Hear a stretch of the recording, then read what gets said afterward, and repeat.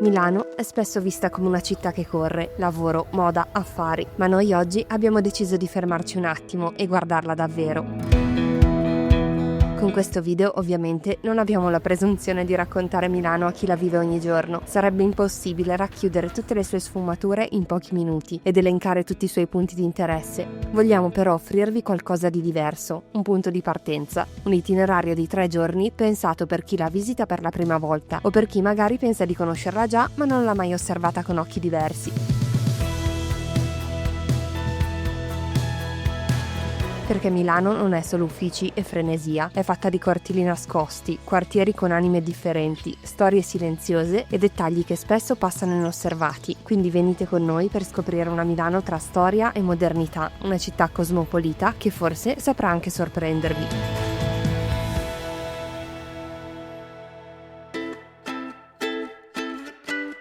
La nostra mattina inizia con una colazione veloce in Brera, cuore artistico della città. Un tempo popolare e bohemien, oggi è diventato uno dei più raffinati e purtroppo anche costosi quartieri di Milano. Girando tra le sue vie incontriamo botteghe di artigianato, gallerie d'arte e negozi storici che vendono materiale artistico. Camminando accanto alla bella chiesa di San Marco e percorrendo via Brera si arriva alla famosissima Pinacoteca. Ufficialmente inaugurata nel 1809, è uno dei musei più visitati d'Italia. Oggi abbiamo voluto iniziare da Brera, anche se è uno dei quartieri più famosi e conosciuti di tutta Milano, perché ci piace da sempre e ci piace la sua atmosfera. Ovviamente, piccola premessa, non riusciremo a farvi vedere molti musei, anche perché Milano è veramente pienissima, ce ne sarebbero veramente tantissimi da visitare. Se venite a Milano per la prima volta e dovete fare una scelta, secondo noi quello che non dovrebbe assolutamente mancare è la Pinacoteca di Brera, dove siamo ora. All'interno ci sono più di 1700 opere, con capolavori di Raffaello, Caravaggio e Mantegna, solo per citarne alcuni, quindi ritagliatevi qualche ora per la visita. Nello stesso complesso potete accedere gratuitamente all'Orto Botanico di Brera, un angolo super tranquillo rispetto alle vie centrali, e anche alla Biblioteca Nazionale Braidense. Noi abbiamo potuto vedere la sala principale dalla porta vetri, forse si può accedere solo in caso di mostre o per studio. Siamo ora nella famosa via Monte Napoleone, che penso sia la prima volta in vita nostra che vediamo sinceramente, ed entriamo nel quadrilatero della moda.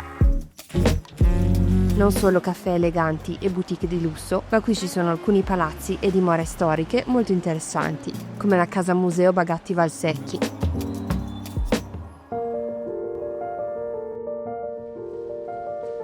Costruita a fine Ottocento in perfetto stile rinascimentale lombardo.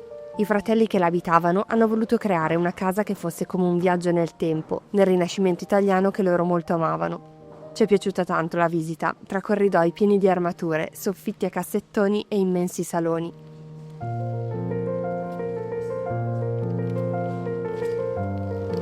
Il biglietto d'ingresso è di 14 euro. Vengono anche organizzati tanti eventi e mostre temporanee nel museo, tenete d'occhio il loro sito se vi va. Non lontano si trova Piazza Quadrilatero, l'ex seminario arcivescovile completamente ristrutturato e riaperto da pochi anni. Il suo ingresso è evidenziato da questo arco, sormontato da sculture che non possono di certo passare inosservate. Salutiamo questa zona per raggiungerne una completamente diversa, Paolo Sarpi, la Chinatown di Milano.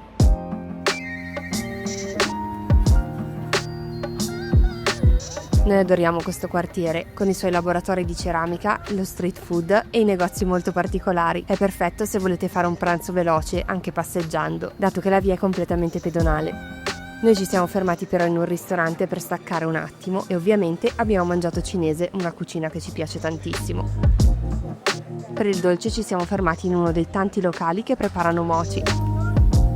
Non so quale assaggiare prima, se quello al matcha o quello al licis. Matcha.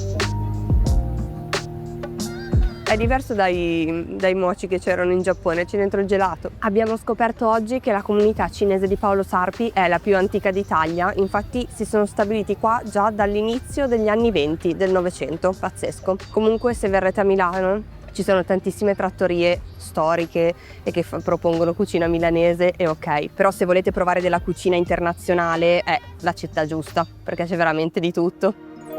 Con lo stomaco soddisfatto arriviamo in pochi minuti all'ingresso del cimitero monumentale. Non è assolutamente strano visitarlo, dato che sembra di camminare in un vero e proprio museo a cielo aperto. Dalle sculture che decorano i luoghi di sepoltura alle cappelle che sembrano dei piccoli templi, è tutto veramente incredibile. Ci sono opere di artisti famosissimi come Pomodoro o Fontana e si potrebbe passare ore ad osservare i dettagli tra i viali.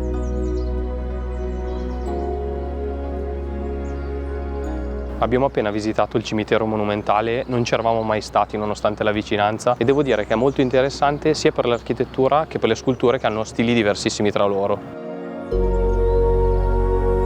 Come ultimo stop abbiamo visitato il padiglione d'ingresso, dove riposano alcuni nomi illustri della città, primo fra tutti Alessandro Manzoni. Con una camminata di 10 minuti cambiamo completamente scenario.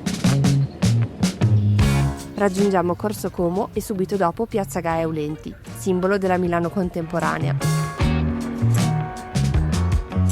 Inaugurata nel 2012, questo è uno dei volti più recenti del capoluogo lombardo. Famosissime le torri del Bosco Verticale e la più alta di Unicredit, che hanno ridisegnato lo skyline. Proprio sotto quest'ultima c'è una Feltrinelli con all'interno anche un bar, e chi sono io per non entrare in libreria con la scusa di un caffè e acquistare anche qualche libro per i nostri nipoti? Molto bello e curato è anche il parco che si trova proprio qui accanto, la Biblioteca degli Alberi.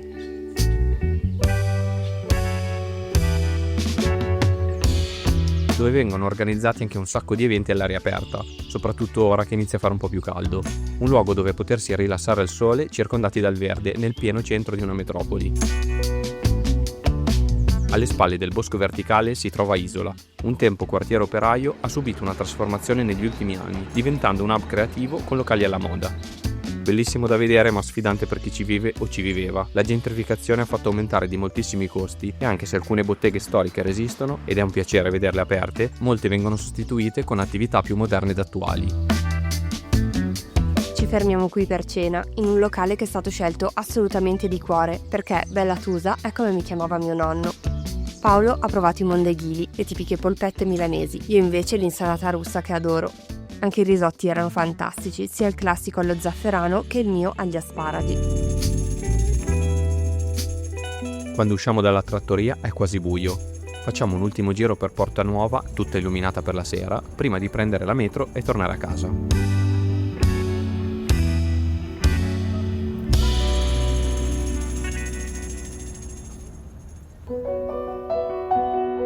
Potrà anche essere la città che non si ferma mai, ma visitare Piazza Duomo all'alba ci ha dato delle sensazioni ben diverse. Guardate che bellezza!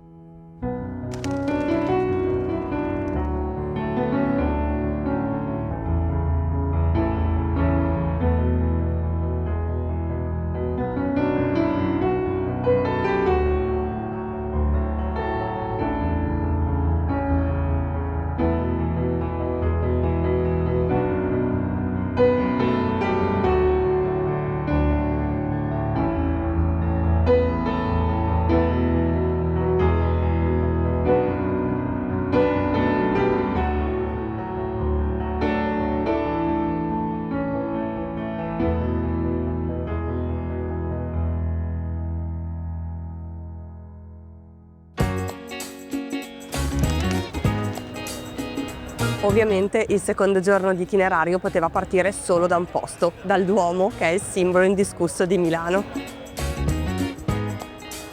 Se fino a 2 ore fa la piazza era quasi vuota, anche se non del tutto, ora è già un brulicare di persone, più che altro turisti. Ad ascoltare le conversazioni intorno a noi non sentiamo parlare italiano nemmeno una volta. Forse sarà per questo che le persone nei negozi, in questi giorni, ci stanno parlando in inglese. Alla facciata del Duomo noi forse siamo abituati, ma a guardarla bene si rimane veramente senza parole. Un'opera grandiosa ed estremamente scenografica, non sapremo come altro descriverla. Se non l'avete mai fatto vi consigliamo di salire sul tetto, vicino alla famosa Madonnina. Da lì la prospettiva è proprio un'altra cosa. Curiosità, sapete che abbiamo anche noi la nostra versione della Statua della Libertà? Proprio sopra il portale d'ingresso, provate a cercarla.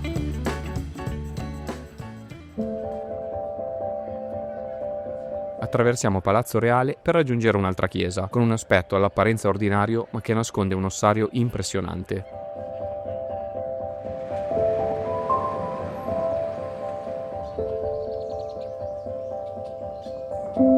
In San Bernardino sono conservate migliaia di ossa provenienti dal vicino ospedale e dai vecchi cimiteri. Il contrasto tra le ossa e gli affreschi luminosi delle volte è notevole e destabilizzante in realtà. Anche se per l'Italia una struttura simile è molto insolita, in Europa centrale è più comune da incontrare.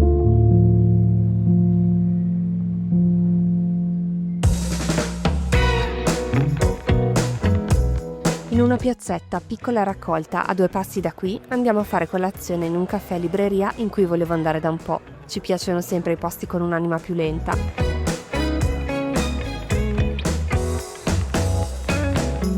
Passando poi sul retro del Duomo arriviamo in Galleria Vittorio Emanuele e se solo 5 minuti fa eravamo in totale relax, la concentrazione di persone qui è sempre altissima, forse anche per via dell'imminente Pasqua. Comunque fanno sempre un certo effetto la sua altezza e le splendide strutture in ferro e vetro della cupola.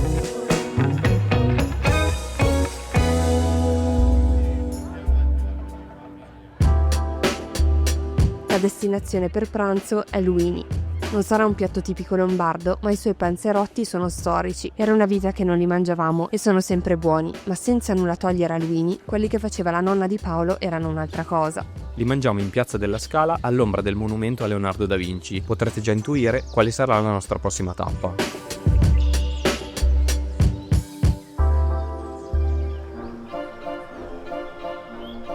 Con il biglietto da 12 euro è possibile visitare il Museo Teatrale alla Scala e affacciarsi all'interno del teatro dai palchi del Terzo Ordine.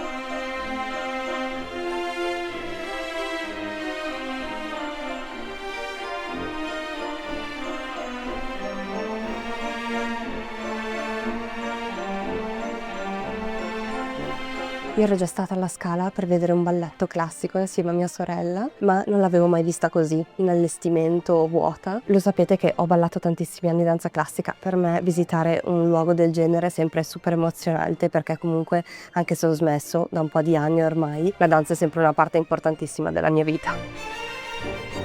All'interno del museo ci sono dipinti e sculture, strumenti musicali e spartiti originali provenienti da alcune delle più importanti produzioni scaligere. È un viaggio nella bellezza del teatro e dell'arte meravigliosa che va in scena qui da quasi 250 anni.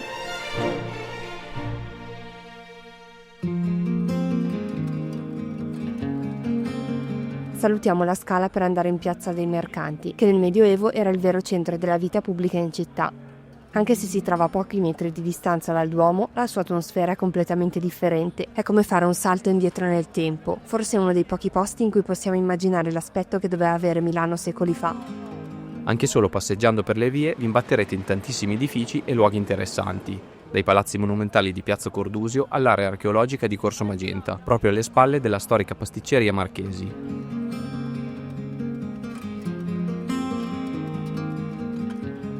Prima di proseguire con il prossimo stop, un gelato è quasi d'obbligo. Tra l'altro, questo è particolarmente buono. Siamo arrivati davanti al Museo del Cenacolo Vinciano.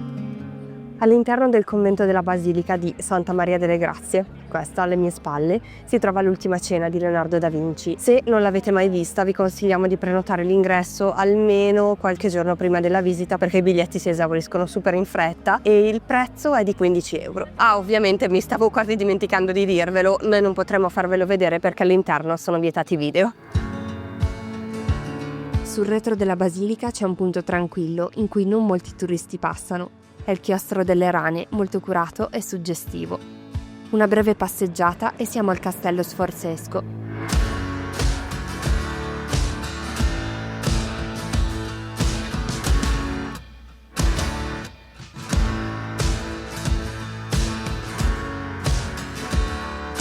Costruito da Francesco Sforza nel XV secolo sui resti di una precedente roccaforte. Era sempre un simbolo di potere, trasformato negli anni in residenza ducale e successivamente caserma. Oggi ospita importanti musei ed eventi.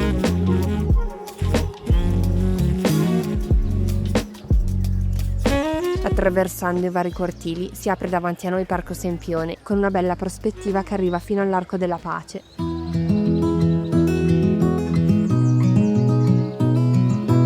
È un parco in stile inglese, non geometrico, ma con viali curvi, piccoli laghetti e grandi prati. Ci sono scoiattoli che corrono un po' ovunque, c'è chi fa un picnic, chi dipinge o suona uno strumento. qualcuno sta facendo una partita di pallavolo o semplicemente si riposa al sole. Ci piace tutta questa vita e questi mondi che si incontrano tutti in un unico posto. Per una vista differente saliamo sulla Torre Branca, che si trova proprio accanto alla Triennale. Si sale in ascensore solo 6 persone alla volta e il panorama a 360 gradi da quassù è veramente spettacolare. Si può stare in cima solo 15 minuti, però è carina come esperienza.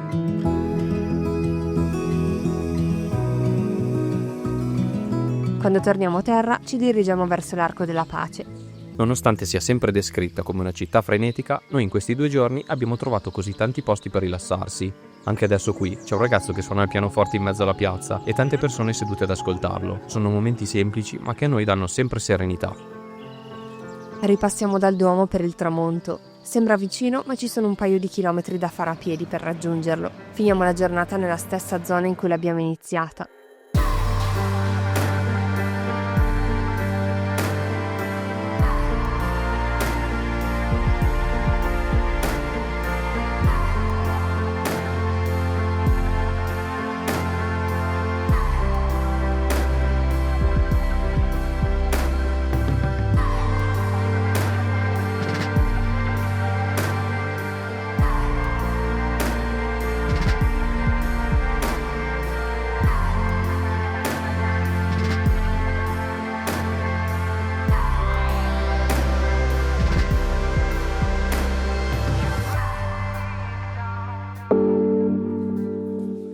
Un consiglio se non sapete come concludere la vostra serata. Non so se esiste ancora qualcuno che non ci è andato, ma praticamente tutte le sere, in varie location, ci sono concerti candlelight. Noi abbiamo visto quello dedicato ai Queen ed è stato fantastico.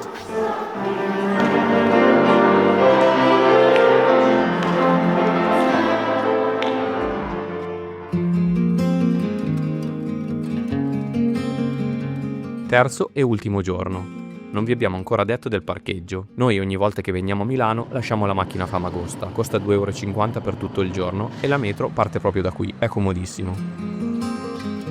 Oggi iniziamo da una zona famosa per i suoi palazzi signorili ed eleganti.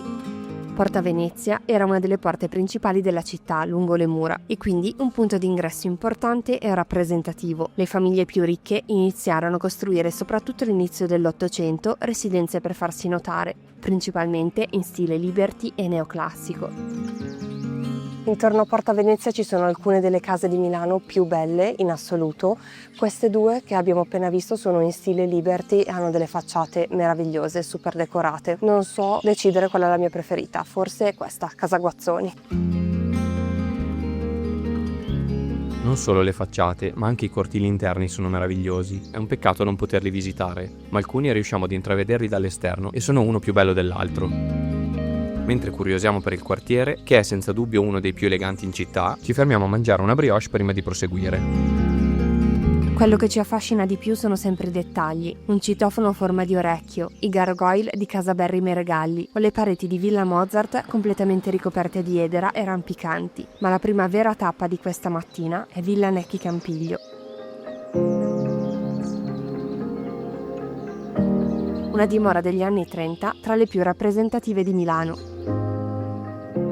Le sorelle Nedda e Gigina Necchi, originarie di Pavia, insieme ad Angelo Campiglio, marito di Gigina, crearono una casa modernissima per l'epoca, quasi avveniristica. Con la piscina privata, il meraviglioso giardino e il campo da tennis, non esistevano molte abitazioni così a Milano. I suoi spazi luminosi e confortevoli sono elegantissimi ma anche accoglienti. Lasciata in eredità al FAI, la villa è visitabile gratuitamente se avete la tessera. È davvero un gioiello, non potete perdervela. Ieri sera volevamo andare a cena in un locale che ci ha consigliato nostro cognato Gabri, ma dato che non c'era posto, ci torniamo oggi per pranzo. Dobbiamo spostarci e andare in zona Duomo. Atmosfere casalinghe e cucina tipica, con piatti tradizionali che si mangiano a casa di una nonna la domenica.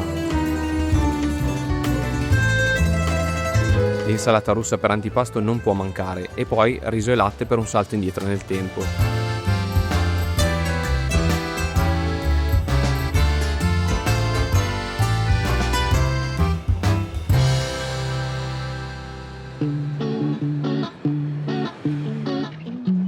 facciamo un viaggio in tram per riprendere con il nostro itinerario da dove l'avevamo interrotto.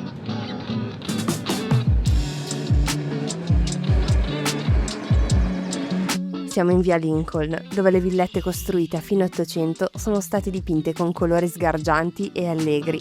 La via è relativamente breve, ma piena di fiori e piante, per questo spesso viene chiamata anche quartiere giardino. Sembra di essere stati teletrasportati in un'altra città, non trovate? Incontriamo sul nostro cammino alcune opere di street art che noi apprezziamo sempre, prima di arrivare in piazza Cinque Giornate.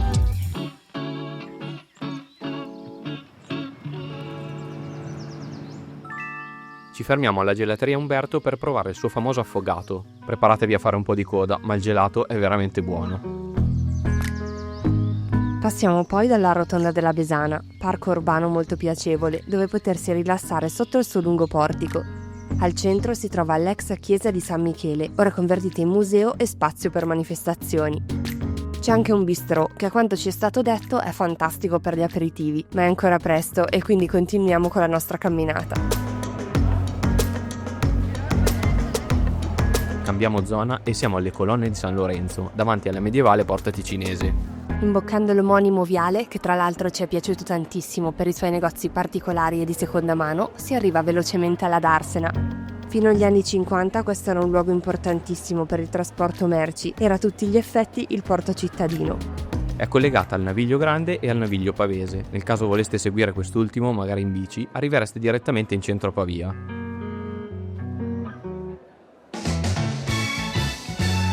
Sul Naviglio Grande ci sono un paio di angoli che non potete perdervi.